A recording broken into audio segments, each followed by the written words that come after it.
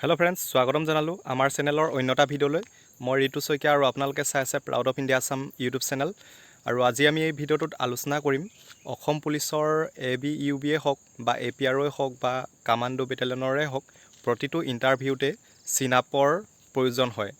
যিহেতুকে প্ৰতিটো ইণ্টাৰভিউতে চিন আপ থাকেই, যিহেতুকে 14 বাৰ মাৰিব লাগে আৰু কিমান বাৰ মাৰিলে আমি কিমান মাৰ্ক পাম এই বিষয়ে আমি এই ভিডিঅ'টোত সবিশেষ আলোচনা কৰিম।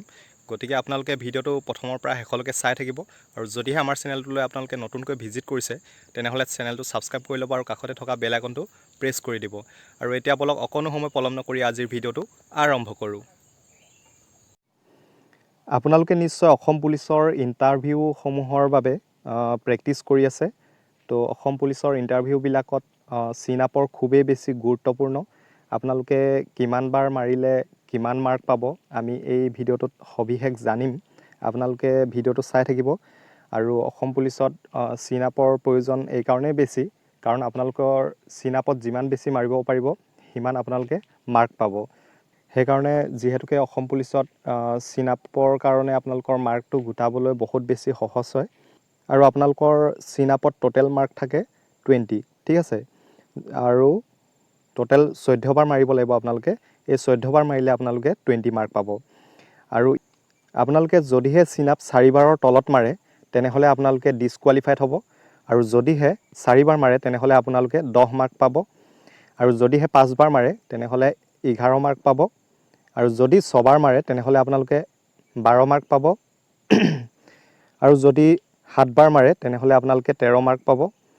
আৰু যদিহে আপোনালোকে 8 বাৰ মাৰে তেনেহ'লে আপোনালোকে 14 মাৰ্ক পাব। আৰু যদিহে 9 বাৰ মাৰে তেনেহ'লে আপোনালোকে 15 মাৰ্ক পাব।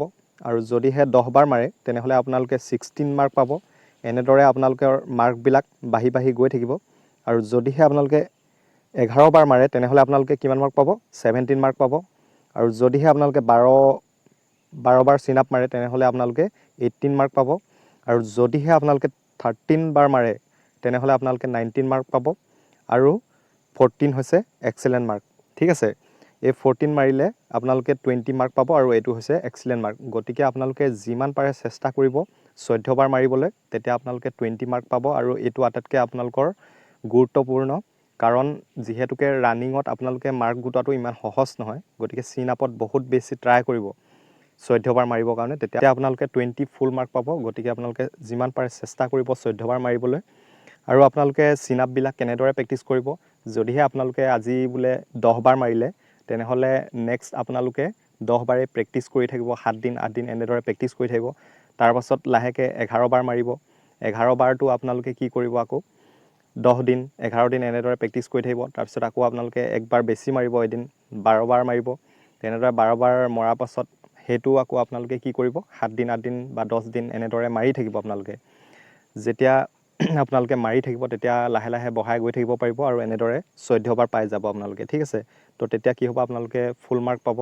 আৰু যদিহে আপোনালোকে এদিন বা দুদিন নেমাৰি যদিহে আপোনালোকে ডেইলি আপোনালোকে 10 বাৰ মাৰিব পাৰে, যদি আপুনি এদিন 9 বাৰ মাৰি দিয়ে তেন্তে আপোনালোকৰ আকৌ সেই 10 বাৰ আনিবলৈ বহুত কষ্ট হ'ব। গতিকে আপোনালোকে ডেইলি যিমান পাৰে চেষ্টা কৰিব 14 বাৰ মাৰিবৰ কাৰণে।